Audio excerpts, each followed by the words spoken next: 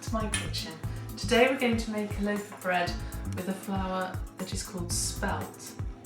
For this you will need 450 grams, that's a pound, of Spelt flour. Now Spelt flour is a very ancient form of flour brought to England by the Romans, I believe, and it makes a very wet mixture, so don't want you to be worried, and I shall show you what it looks like in a minute. Okay, in that I'm going to pour 1 teaspoon of salt, and this is the yeast I use. Now I buy mine in a packet like this, and for that, for this packet I need to use 1 teaspoon of yeast for every 450-500 grams of flour, or 1 pound of flour. But you can use a sachet, just one of those sachets as well.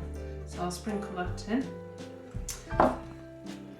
2 tablespoons of sunflower oil, and a teaspoon of honey. So I'll just squirt that in now. I'm afraid to say I'm going to use my mixer today to get the best out of my bread dough. You can do it by hand though. My arms aren't feeling up to it though. So you need a bit of inner strength to do it by hand. On top of the mixture I'm going to pour 400 mils. Let me just see how much that is. Excuse me, that's 14 fluid ounces of lukewarm water. I just boiled the kettle earlier and then pour it in a bit later on. Okay, I'm going to go to the mix now, and this is what I'm going to use in my mix. This is called the dough hook. Okay. Get the mixer going. I'm actually going to mix it a little bit by hand, just because of the honey really. Otherwise some of it tends to stick on the bottom. Just get it started. I'm actually going to turn this out when I finish into another glass bowl, because I'm going to use this for a second loaf of bread, which I'm going to demonstrate whilst this is rising. So I'm getting it away from the sides. Okay. I'm getting it off the bottom as well. Yeah, sometimes it can come out very liquid with the spelt flour. As I said before, don't worry about it. Okay. Let's get mixing. I'm going to switch the mixture now on for about 4 minutes. On, in this case, the first speed, speed number 1.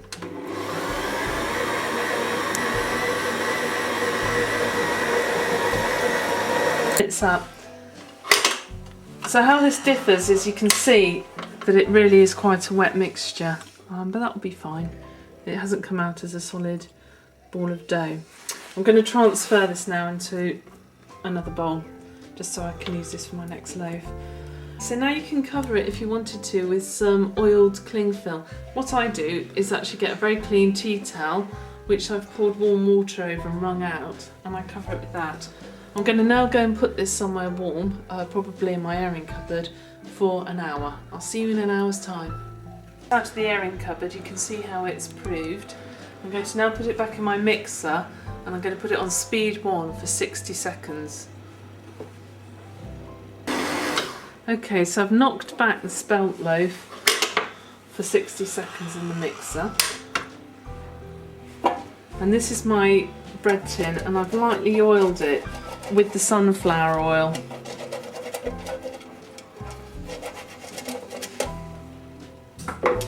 I'm now going to tip this into my loaf tin, recover it with the damp tea towel, and leave it back in my airing cupboard for another 30 minutes. So I'll see you in 30 minutes.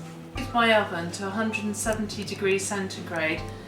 That's because I've got a fan oven. If you've got a conventional oven, you need to put it onto 190. So my oven's now hot enough, and I've gone and got my bread after half an hour in the airing cupboard, and as you can see it's risen. So I'm going to stick this in the oven now for 35 minutes. So I'll see you then. Okay, got my bread out of the oven after 35 minutes. Because we oiled the loaf tin, it should come out fairly easily. There we go.